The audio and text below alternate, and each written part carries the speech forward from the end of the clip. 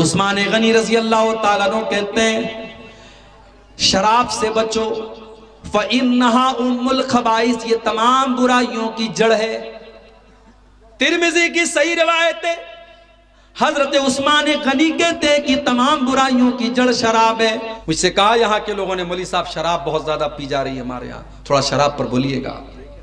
اب مسلمان کو بتانا پڑے گا کہ شراب حرام ہے، مسلمان کو بتانا پڑے گا کہ شراب تجھے نہیں پینا چاہیے۔ اگر نتیش کمار نے شراب کے اوپر پابندی نہ لگائی ہوتی، اگر بہار سرکار نے شراب بندی نہ بھی کی ہوتی، آپ کے مذہب میں تو 1400 سال پہلے شراب بندی کر دی گئی ہے۔ آپ جس قرآن کو چوم چوم کے اپنے گھر میں رکھتے ہیں اور تراویح کی نماز میں جھوم جھوم کر کے جس قرآن کو پڑھتے ہیں، وہ قرآن صاف صاف یہ اعلان کر رہا ہے انما الخمر والمیسر والانصاب والازلام رجس من عمل الشیطان۔ او شراب پینے والو، یہ شراب اور جوا یہ گندے کام ہے، یہ شیطان کے کام ہے۔ شیطان ان کے ذریعے تم کو لڑانا چاہتا ہے، اس شراب کے ذریعے شیطان تم کو آپس میں لڑانا چاہتا ہے، اور شیطان تم کو اللہ کے ذکر سے دور کرنا چاہتا ہے۔ جس قرآن کے اندر شراب بندی کا اعلان کیا گیا ہو، اس مسلمان، اس قرآن کو ماننے والا شراب پیے، میرے بھائیو یہ ہو نہیں سکتا۔ یا تو تیرے ایمان میں کھوٹ ہے، اور یا پھر تجھے رب کے قرآن پر ایمان نہیں ہے۔ قرآن کہہ رہا ہے کہ شراب پینا شیطان کا کام ہے۔ عثمان غنی رضی اللہ تعالیٰ عنہ کہتے ہیں شراب سے بچو فَإِنَّهَا أُمُّ الْخَبَائِثِ، یہ تمام برائیوں کی جڑ ہے۔ ترمذی کی صحیح روایت ہے، حضرت عثمان غنی کہتے ہیں کہ تمام برائیوں کی جڑ شراب ہے۔ اور اس کے بعد عثمان غنی ایک واقعہ بیان کرتے ہیں کہ پہلے زمانے میں ایک بہت بڑا اللہ کا نیک بندہ تھا، بہت متقی اور پرہیزگار تھا، اور اس زمانے کی ایک بد چلن عورت نے، ایک فاحشہ عورت نے اس متقی انسان کو اپنے جال میں پھنسانے کی ایک سازش رچی، ایک پلان بنایا۔ اس نے اپنی ایک لونڈی کو بھیجا، جاؤ اس سے کہنا کہ تمہاری ضرورت ہے، ایک معاملے میں تم کو گواہی دینا ہے، اور میری مالکن نے تم کو بلایا ہے۔ لونڈی آئی، اے حضرت، اے امام صاحب، اے عالم صاحب، میری مالکن نے آپ کو بلایا ہے، بہت ضروری کام ہے اور آپ کی گواہی کی ضرورت ہے۔ وہ بیچارہ نیک آدمی تھا، اس کو کیا پتا کہ کیا پلان رچا جا رہا ہے۔ وہ تیار ہو گیا چلنے کے لیے۔ لونڈی اس کو مکان کے اندر لے کر کے گئی، دروازہ بند کر دیا، اور اندر لے کے گئی، دوسرا دروازہ بند کر دیا، اور اندر لے کر کے گئی، تیسرا دروازہ بند کر دیا۔ حدیث کے الفاظ ہیں 7 دروازے بند کرنے کے بعد آخر میں وہ لونڈی ایک کمرے میں لے کر کے گئی، 7 دروازے بند ہو گئے۔ آج تو ہمارا نوجوان غلط کام کرنے کے راستے تلاش کرتا ہے کہ کہیں سے کوئی کسی لڑکی کا نمبر مل جائے، کہیں سے کوئی غلط کام کرنے کا موقع مل جائے۔ یہاں اللہ کے نیک بندوں کو باقاعدہ سازش کر کے اور پلان کر کے پھنسایا جا رہا ہے، مگر پھر بھی وہ اپنے آپ کو بچا رہا ہے۔ 7 دروازے بند کرنے کے بعد آخر میں ایک کمرے میں وہ پہنچا، اور وہاں پر وہی خوبصورت عورت ہے، اور ایک معصوم بچہ ہے، اور ایک شراب کا بوتل ہے، شراب کا پیالہ ہے۔ اس عورت نے کہا تمہارے سامنے 3 چوائس ہے، 7 دروازے بند ہیں، اگر تم نے میری بات نہیں مانی تو میں قتل کر دوں گی، تم کو تمہیں بدنام کر دوں گی، یا تو تم میرے ساتھ زنا کرو، یا تم میرے ساتھ زنا کرو، یا تم اس بچے کو قتل کرو، اور یا پھر تم شراب پی لو، 3 کام میں سے کوئی ایک کام کرو۔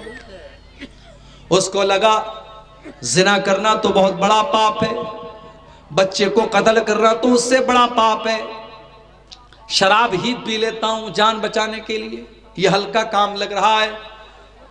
اس نے ایک پیالہ شراب پی، نشہ چڑھا، اس نے ایک اور پیالہ لیا، اس کو بھی پی گیا، اور نشہ چڑھا، اس نے ایک اور پیالہ لیا، یہاں تک کہ شراب کی اس نے پوری بوتل خالی کر دی، اور جب مکمل نشے میں آ گیا اس کو کوئی ہوش نہیں رہا کہ وہ کون ہے اور کیا ہے، اس نے اس عورت کے ساتھ زنا بھی کر لیا اور اس بچے کو قتل بھی کر دیا۔ اور اس طریقے سے شراب کے چکر میں پڑ کر کے ایک نیک انسان نے زنا جیسا گناہ بھی کیا اور قتل جیسا گناہ بھی کیا۔ اس لیے عثمان غنی کہتے ہیں اجتنبوا الخمر فإنها ام الخبائث، او لوگوں شراب سے بچو، یہ تمام برائیوں کی جڑ ہے۔ شراب سے بچو۔ سگریٹ بکتی ہے نا آج، گٹکھا بکتا ہے، گٹکھے کے اوپر پھیپڑے کی خطرناک تصویر بنی رہتی ہے، لکھا رہتا ہے tobacco is dangerous for health, تمباکو آپ کے سواستھ کے لیے ہانی کارک ہے، تمباکو آپ کی صحت کے لیے خطرناک ہے۔ گٹکھے پر بھی لکھا ہے، بیڑی اور سگریٹ کے پیکٹ پر بھی لکھا ہے، سرکار لکھوا بھی رہی ہے اور لائسنس دے کر کے بکوا بھی رہی ہے۔ سرکار یہ بھی کہہ رہی ہے اس سے کینسر ہوتا ہے اور سرکار اس کا لائسنس بھی دے رہی ہے۔ گٹکھا بک رہا ہے، سگریٹ بک رہی ہے، اور پینے والے پی رہے ہیں۔ کینسر سے لاکھوں لوگ مر رہے ہیں ہر سال، مگر سگریٹ پینے والوں کی بھی کوئی کمی نہیں، گٹکھا کھانے والوں کی بھی کوئی کمی نہیں۔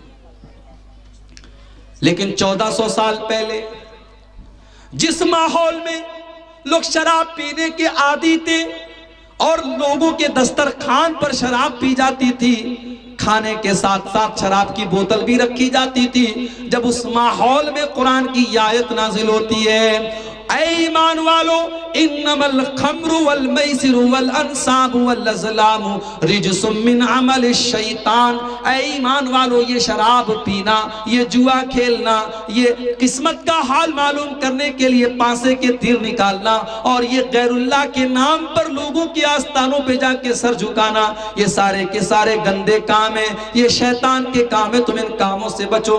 جب قرآن کی یہ آیت نازل ہوتی ہے، صحابہ کرام اپنے شراب کے مٹکے توڑ دیتے ہیں، اپنے شراب کے پیالوں کو توڑ دیتے ہیں، اپنے شراب کے برتنوں کو توڑ دیتے ہیں۔ وہ لوگوں آج سرکار سگریٹ اور تمباکو کے خلاف ایڈورٹیزمنٹ پر لاکھوں کروڑوں خرچ کرتی ہے، مگر کوئی فائدہ نہیں، اور یہاں قرآن کی ایک آیت نازل ہوتی ہے اور صحابہ کرام اپنی اصلاح کر لیتے ہیں۔ یہ ایمان کی طاقت ہے، یہ اللہ کے ڈر کی طاقت ہے۔ جب اللہ کا ڈر پیدا ہوتا ہے تو مجرم خود آ کر کے عدالت میں اپنے جرم کا اقرار کرتا ہے۔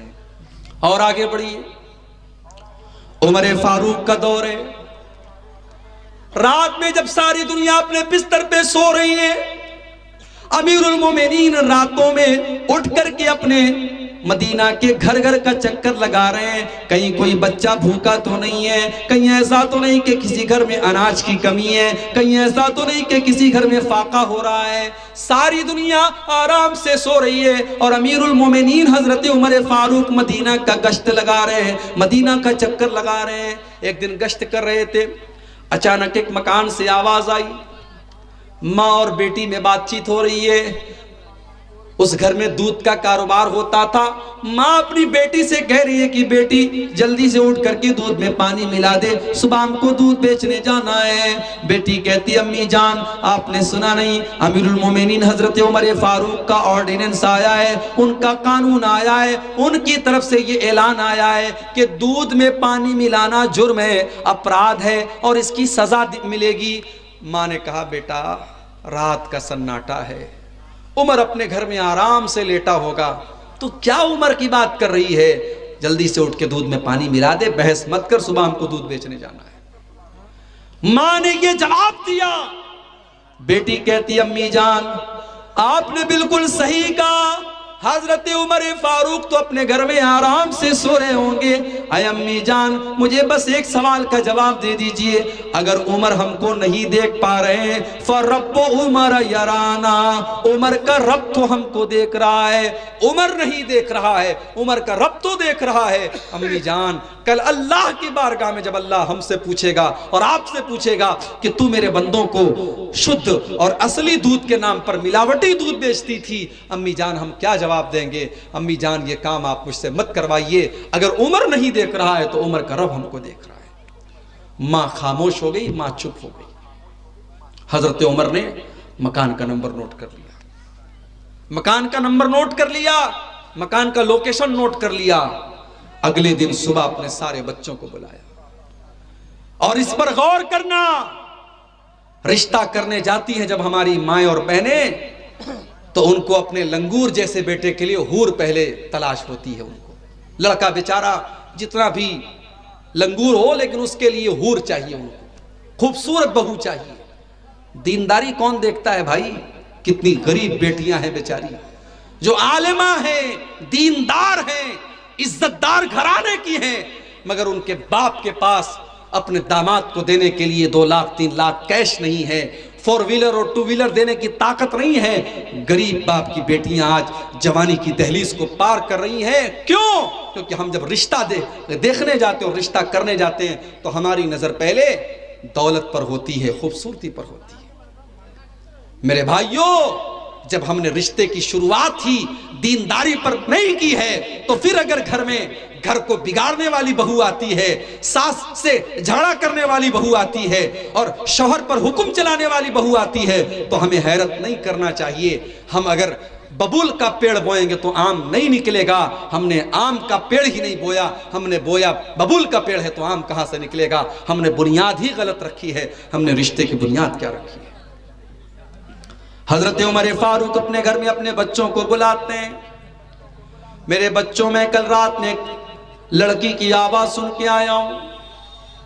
مجھ کو نہیں پتا کہ وہ لڑکی خوبصورت ہے کہ نہیں ہے، مجھ کو یہ بھی نہیں پتا اس لڑکی کا خاندان کیسا ہے، مجھ کو یہ بھی نہیں پتا کہ اس لڑکی کی تعلیم کتنی، وہ کتنی پڑھی لکھی ہے، مگر مجھے اتنا ضرور پتا ہے کہ وہ لڑکی دیندار ہے، وہ اللہ سے ڈرنے والی اور اللہ سے خوف کھانے والی، اور اللہ کا خوف اس کے دل میں ہے. میرے بچوں، میں اس لڑکی سے مل کر اس لڑکی کی آواز سن کر کے آیا ہوں جو اپنی ماں سے کہتی ہے کہ اگر عمر نہیں دیکھ رہا ہے تو عمر کا رب ہم کو دیکھ رہا ہے، اور میں اس لڑکی کو اپنے گھر کی بہو بنانا چاہتا ہوں. اب تم بتاؤ تم میں کون اس سے شادی کرے گا؟ آج کے دور کے لڑکے ہوتے تو کہتے کہ اچھا آپ نے بس آواز سن لی اور ہم شادی کر لیں، اتنا آسان کام سمجھ رکھا ہے آپ نے. آج کل تو ماشاءاللہ شادی کے پہلے جب تک رات بھر بات نہ ہو تب تک شادی نہیں ہوتی. ہمارے پاس لوگ سوال کرتے ہیں مولوی صاحب منگیتر سے بات کرنا کیسا ہے؟ اب موبائل سب کے پاس آ گیا بھائی، یہاں تو رشتہ لگتا ہے لوگ فوراً موبائل نمبر مانگ لیتے ہیں لڑکی کا، بات چیت شروع کر دیتے ہیں، اور کچھ تو اس حد تک چلے جاتے ہیں کہ اللہ معاف کرے، وہ یہ سمجھتے ہیں بس منگنی ہو گئی، رشتہ لگ گیا، اب مجھے سارے ادھیکار حاصل ہو گئے. معاف کیجئے، منگیتر آپ کے لیے غیر محرم ہے. جب تک نکاح نہ ہو جائے آپ کے لیے غیر ضروری اس سے بات کرنا. بھئی کبھی کوئی ضرورت پڑ گئی، کوئی بات پڑ گئی، آپ نے بات کر لیا، آپ رات پر موبائل سے چپکے ہوئے ہیں اور پیار محبت کی باتیں ہو رہی ہیں، پھر ملاقات بھی ہو رہی ہے اور آپ بالکل بیوی کی طرح اس سے ٹریٹ کر رہے ہیں، یہ حرام ہے اور یہ زناکاری اور بدکاری کو دعوت دینے والی چیز ہے. معاف کیجئے میرے بھائی، منگنی کر دینے سے وہ لڑکی آپ کے لیے جائز نہیں ہو جاتی. جب تک نکاح نہ ہو جائے تب تک وہ آپ کے لیے جائز نہیں. تو آج کا نوجوان ہوتا تو کہتا کہ ارے آپ نے ایک آواز سنی اور ہم شادی کر لیں، کوئی تیار نہ ہوتا. مگر حضرت عمر کے بیٹے حضرت عاصم نے کہا اے ابا جان، اگر آپ نے دیکھا ہے کہ وہ لڑکی دیندار ہے، شکل و صورت سے اور اس کے خاندان سے اور اس کی دولت سے مجھے کوئی مطلب نہیں، اگر واقعی میں وہ دیندار ہے اور ایمان والی ہے اور تقوی والی ہے تو ابا جان میں اس سے نکاح کرنے کے لیے تیار ہوں. اور حضرت عمر کی بہو بن کر کے وہ عورت آتی ہے. اور میرے بھائیوں، جب گھر میں دیندار عورت آتی ہے تب گھر کو 4 چاند لگ جاتے ہیں. وہ عورت حضرت عمر کی بہو بنتی ہے اور پھر اسی عورت کی نسل سے آگے چل کر کے اللہ کا ایک نیک بندہ پیدا ہوتا ہے جسے دنیا عمر بن عبدالعزیز کہتی ہے، اور حضرت عمر فاروق کا ان کا دوسرا روپ دنیا کہتی ہے کہ دوسرا عمر دنیا کو اگر ملا تو عمر بن عبدالعزیز کی شکل میں ملا. میرے بھائیوں، جب نیک اور دیندار بیوی گھر میں آتی ہے تو گھر کو 4 چاند لگ جاتے ہیں. اسی لیے اللہ کے نبی سے پوچھا گیا کہ سب سے بہترین عورت کون سی ہے، سب سے اچھی عورت کون سی ہے؟ آپ نے فرمایا التی تسرہ اذا نظر، جب شوہر دیکھے تو خوش ہو جائے. بہترین عورت وہ ہے کہ شوہر دیکھے تو خوش ہو جائے. یہاں تو بیوی جلسے میں جا رہی ہے تو پوری بن سور کے جا رہی ہے، شادی میں جا رہی ہے تو بالکل نئی والی ساڑی نکال کر کے اور پورا میک اپ کر کے اور 1 گھنٹہ آئینے کے سامنے بالکل اپنے چہرے پر دنیا بھر کے میٹیریل لگا کر کے، اور بعض عورتیں تو اتنا اپنا رنگ بدل لیتی ہیں کہ ان کے موبائل کا فیس لاک جو ہوتا ہے وہ موبائل بیچارہ ان کو نہیں پہچانتا کہ کون آ گئی۔ معصوم بچے ماں کو نہیں پہچانتے یہ کون سی عورت میرے گھر میں آ گئی، اتنا میک اپ کر کے اپنے آپ کو بدل لیتی ہیں۔ شادی کے لیے اتنا میک اپ ہو رہا ہے، پارٹی میں جانے کے لیے اور گھومنے پھرنے کے لیے اتنا میک اپ ہو رہا ہے، اور شوہر بیچارہ جب گھر میں آتا ہے تو وہی پسینے کی بدبو ہوتی ہے، وہی مسالے کی مہک ہوتی ہے، وہی تیل سے سنا ہوا بدبودار کپڑا ہوتا ہے۔ میری ماں اور میری بہنوں، آپ کی زیب و زینت، شادی کے بعد آپ کی زیب و زینت کا حقدار آپ کا شوہر ہے۔ اگر شوہر کے لیے آپ نے اپنے آپ کو سجایا اور سنوارا نہیں ہے تو معاف کیجئے، آپ ایک بیوی کا حق ادا نہیں کر رہی ہیں۔ اللہ کے نبی نے فرمایا بہترین عورت وہ ہے کہ شوہر دیکھے تو خوش ہو جائے، وَتُطِيعُهُ إِذَا أَمَرَ، اور شوہر جب کوئی حکم دے تو بیوی مانے، وَلَا تُخَالِفُهُ فِي نَفْسِهَا وَمَالِهِ بِمَا يَكْرَهُ، اور شوہر کی فرما برداری کرے اور اپنی عزت و آبرو کی حفاظت کرے اور شوہر کے مال کی حفاظت کرے۔ آج ایسی عورتیں ہمارے گھروں میں آ جائیں تو گھروں کو چار چاند لگ جائیں۔ آج جانتے ہو لوگ انویسٹمنٹ کرتے ہیں اولاد کے لیے، پیسہ ہے نا، لوگوں کے پاس دولت ہے، کوئی بیرپور میں زمین خرید رہا ہے، کوئی نیپال میں دکان لگا رہا ہے، کوئی کہیں پر پیسہ لگا رہا ہے۔ لوگ انویسٹمنٹ کرتے ہیں، زمین خریدتے ہیں، جائیداد خریدتے ہیں اپنے بچوں کے بھوشیہ کے لیے، اپنے بچوں کے فیوچر کے لیے۔ میری ماں اور بہنوں اور میرے بھائیوں، اگر آپ اپنے بچے کا فیوچر بنانا چاہتے ہیں، اگر آپ اپنے بچے کا بھوشیہ بنانا چاہتے ہیں، اگر آپ یہ چاہتے ہیں کہ آپ کا بچہ آپ کے بعد بھی چین اور سکون کی زندگی گزارے، تو سب سے پہلا کام آپ یہ کیجئے کہ آپ دیندار بن جائیے، آپ نیک بن جائیے۔ ماں باپ کی نیکی کا بدلہ ان کی اولاد کو ان کے مرنے کے بعد بھی ملے گا۔ اگر آپ نیک بن جائیں، اگر آپ دیندار بن جائیں، ماں اگر دیندار بن جائے، باپ اگر دیندار بن جائے، تو اس کی نیکی کا بدلہ اس کے بچوں کو اس کے مرنے کے بعد بھی ملے گا۔ اور اگر آپ دلیل اس کی پوچھنا چاہتے ہیں، حضرت موسیٰ علیہ السلام کا اور حضرت خضر علیہ السلام کا، یہ دونوں اللہ کے پیغمبر ہیں، دونوں ایک گاؤں کے پاس سے گزرتے ہیں۔ گاؤں کے لوگ بڑے کنجوس ہوتے ہیں، گاؤں کے لوگ بڑے کنجوس ہوتے ہیں، مہمان کے ساتھ بدتمیزی کرنے والے ہوتے ہیں۔ حضرت موسیٰ اور حضرت خضر دونوں بھوکے پیاسے تھے، دونوں نے کھانا مانگا، بھوکے پیاسے تھے، کھانا مانگا۔ گاؤں والوں نے کہا کہ ہم کسی اجنبی کو کھانا نہیں کھلاتے، انہوں نے کھانا نہیں کھلایا۔ دونوں بیچارے تھکے ہارے بیٹھے تھے۔ حضرت خضر نے دیکھا کہ ایک مکان کی دیوار ٹیڑھی ہے اور گرنے والی ہے۔ حضرت خضر کو اللہ تعالیٰ نے بہت پاور دیا تھا، طاقت دیا تھا، انہوں نے کھڑے ہو کر کے دیوار کو سیدھا کر دیا۔ حضرت موسیٰ کو بڑا غصہ آیا کہ ایک تو ان کنجوسوں نے ہم لوگوں کو کھانا نہیں کھلایا اور آپ نے فری میں ان کی دیوار ٹھیک کر دی۔ حضرت موسیٰ نے کہا اگر آپ چاہتے تو پہلے اجرت مانگ لیتے، اس کا بدلہ مانگ لیتے، اس کے بعد آپ دیوار ٹھیک کرتے، آپ نے دیوار کیوں ٹھیک کی؟ تو اس کا جواب دیتے ہوئے حضرت خضر نے کہا تھا وَأَمَّا الْجِدَارُ فَكَانَ لِغُلَامَيْنِ يَتِيمَيْنِ فِي الْمَدِينَةِ وَكَانَ تَحْتَهُ كَنْزٌ لَهُمَا، اے موسیٰ وہ دیوار دو یتیم بچوں کے مکان کی دیوار تھی، وہ دیوار دو یتیم بچوں کے مکان کی دیوار تھی، اور اس دیوار کے نیچے خزانہ چھپا ہوا تھا جو ان بچوں کے باپ نے اپنی زندگی میں اپنے بچوں کے لیے دبا کے رکھا تھا۔ اگر دیوار گر جاتی خزانہ گاؤں والے لوٹ لیتے، اور ویسے بھی گاؤں والے بڑے لالچی اور مکھی چوس کنجوس تھے، اس لیے اللہ نے مجھے حکم دیا کہ میں دیوار کو ٹھیک کر دوں تاکہ کل جب وہ بچے جوان ہو جائیں، سمجھدار ہو جائیں، تب اپنے باپ کا خزانہ وہ حاصل کر لیں۔ اور یہ کام میں نے کیوں کیا؟ وَكَانَ أَبُوهُمَا صَالِحًا، کیونکہ ان دونوں بچوں کا باپ نیک تھا، باپ نیک تھا، اس لیے اللہ نے اس نیک باپ کی اولاد کو بے سہارا نہیں ہونے دیا۔ میرے بھائیوں، آپ کی بنائی پراپرٹی، آپ کی بنائی زمین اور جائیداد تباہ ہو سکتی ہے، مگر آپ کی نیکی کبھی برباد نہیں ہوگی۔ آپ نیک بنیے، اپنے آپ کو نیک بنائیے، آپ کی نیکی کا ثواب آپ کے بچوں کو آپ کے مرنے کے بعد بھی ملے گا۔